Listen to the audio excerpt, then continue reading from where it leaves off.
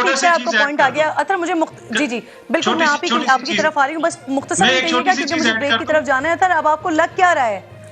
जी।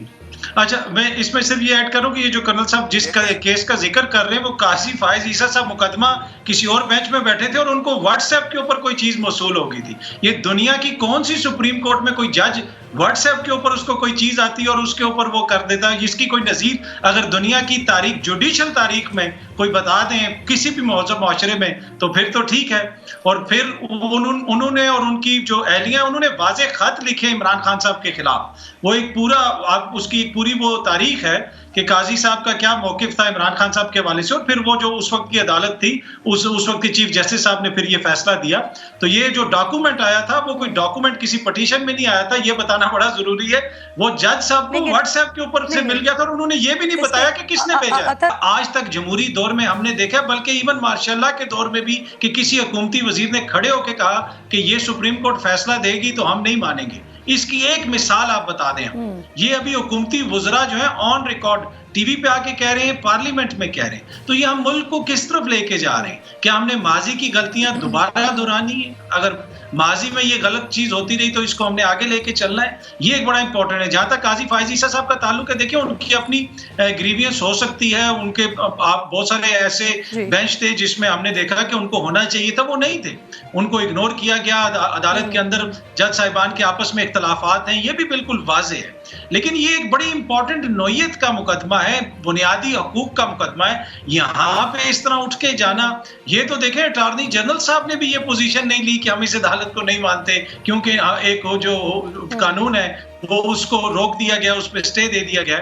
तो ये तो जो काजी फायज ईसा साहब ने पोजीशन ली वो मेरे लिए बड़ी हैरत अंगेज थी कि ये तो इतनी हार्श पोजीशन तो हुकूमत नहीं ले रही है, जिनका बिल जो है रोका गया है, और फिर उनको 3 महीने पहले नामजद कर देना, ये भी हो सकता है आने वाले दिनों में अटॉर्नी जनरल का, हुकूमत का भी यही मौक़िफ़ हो जाता है।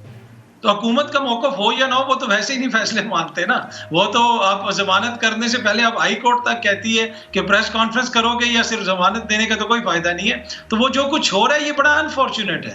पिछले दौर के अंदर जो कुछ होता रहा, इसी इस्लामाबाद के अंदर सहाफ़ियों के साथ, दीगर लोगों के साथ, खान साहब के दौर में वो भी हमने देखा।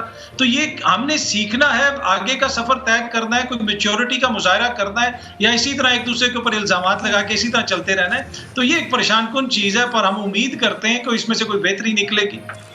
और ये इस चीज का मुकदमा नहीं है कि आया 9 मई हुआ या नहीं हुआ, उन लोगों को सजाएं मिलनी चाहिए या नहीं मिलनी चाहिए। मुकदमा ये है कि उन लोगों के खिलाफ जो कानूनी कार्रवाई होगी वो किस आइन के, किस शिक के या किस कानून के तहत होगी, उसके ऊपर ये हो रहा है। तो लगता है इसी तरह की अदालत इसको सिचुएशन को क्लियर करेगी, लेकिन बहुत सारे वकला का, जो आईनी माहिरीन है, उनका ये मौकिफ है कि जो दहशतगर्दी की अदालतें हैं वहां पे ये मुकदमात चलने चाहिए। एक छोटा सा पॉइंट आ गया। अतर मुझे जी जी बिल्कुल, मैं आपकी तरफ आ रही हूँ, बस मुख्तसर में कहिएगा क्योंकि मुझे ब्रेक की तरफ जाना है। अतर अब आपको लग क्या रहा है?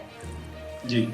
अच्छा, मैं इसमें सिर्फ ये ऐड करूं कि ये जो कर्नल साहब जिस केस का जिक्र कर रहे हैं वो काजी फायज ईसा साहब मुकदमा किसी और बेंच में बैठे थे और उनको व्हाट्सएप के ऊपर कोई चीज मौसूल हो गई थी। ये दुनिया की कौन सी सुप्रीम कोर्ट में कोई जज व्हाट्सएप के ऊपर उसको कोई चीज आती है और उसके ऊपर वो कर देता है, जिसकी कोई नजीर अगर दुनिया की तारीख जुडिशियल तारीख में कोई बता दें किसी भी मुआशरे में तो फिर तो ठीक है।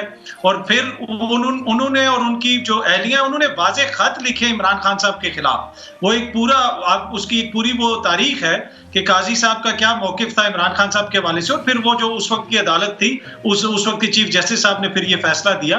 तो ये जो डॉक्यूमेंट आया था वो कोई डॉक्यूमेंट किसी पटिशन में नहीं आया था, ये बताना बड़ा जरूरी है।